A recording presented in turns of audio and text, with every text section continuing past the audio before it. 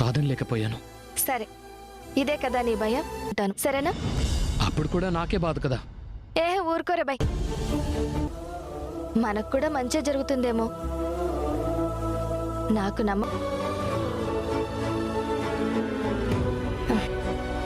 పాటిస్తున్నాను. చాలా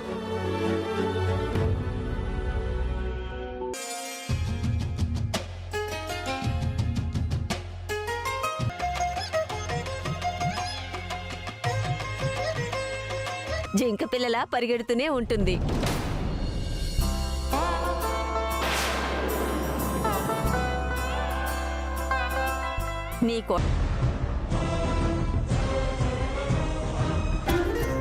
కావ్యని చూసి మురిసిపోతున్నారు.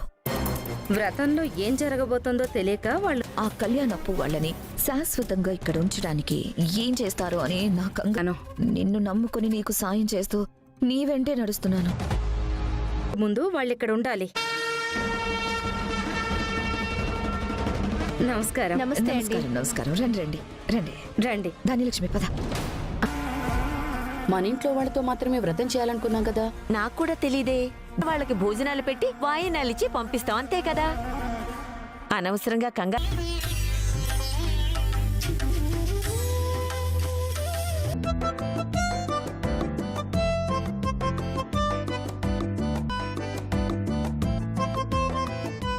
ఏంట్రా? ఏం లేదు.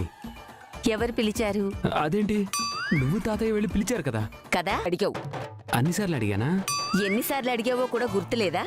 వాళ్ళు రావడానికి వెళ్దాం రమ్మంటే రాలేదు. ఇప్పుడు వాళ్ళు వస్తే అయితే బూత్ బంగ్లాకి ఎందుకు తీసుకువెళ్తావు? నానమ్మా, ఇప్పుడు ఆ టాపిక్ ఎందుకు? అదుగో వాళ్ళు వచ్చినట్టున్నారా.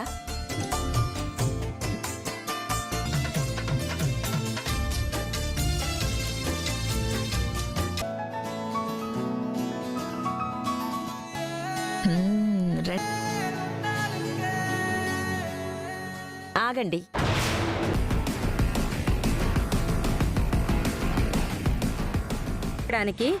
నాకు ఎలాంటి అభ్యంతరం లేదత్తయ్య గారు.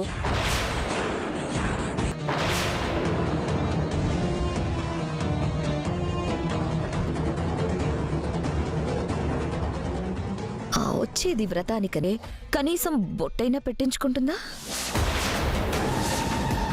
నీ కొడుకు కొత్త కోడలు ఎలా ఉంటుందో చూడ్డానికి వ్రతానికి వచ్చా. కట్టుకుని నగలేసుకుని లక్ష్మీదేవిలా ఉంటుందనుకుంటే ప్యాంటు షర్టు వేసుకొచ్చి, పైగా వరలక్ష్మి వ్రతం అంటే ఎంత సాంప్రదాయంగా చేస్తాము.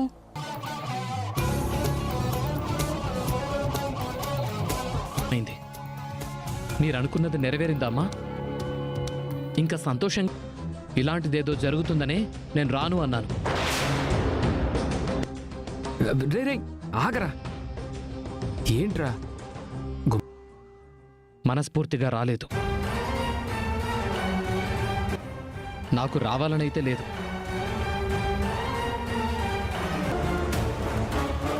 మీ పెద్దరికానికన్నా ముందు అహంకారం నిలబడింది.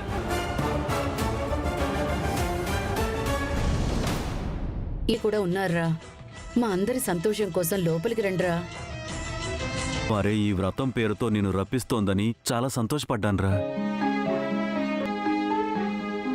డాడ్, నేనే ఇంటికి రాలేనన్నాను కానీ ఇంకా ఇంకా అవమానించి దీన్ని జీవితంలో ఈ ఇంటికి రావాలి. ఆగండి. గౌరీదేవితో సమానం అంటారు. నట్టింట్లోకి అడుగు పెడితే ముగ్గురమ్మలు ఆ ఒక్క రూపంలోనే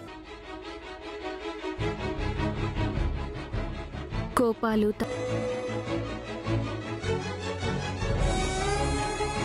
టేసుకొని అందరి ముందు తిరిగే నువ్వు మాట్లాడుతున్నావా అత్త? దుగ్గిరాల వారింట్లో చీరలకి నగలకి కొదవా?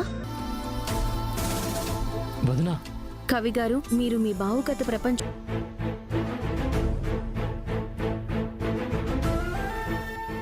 ఒక చాదస్తపు సరిహద్దు రేఖని దాటుకుని ముందడుగు వేస్తూ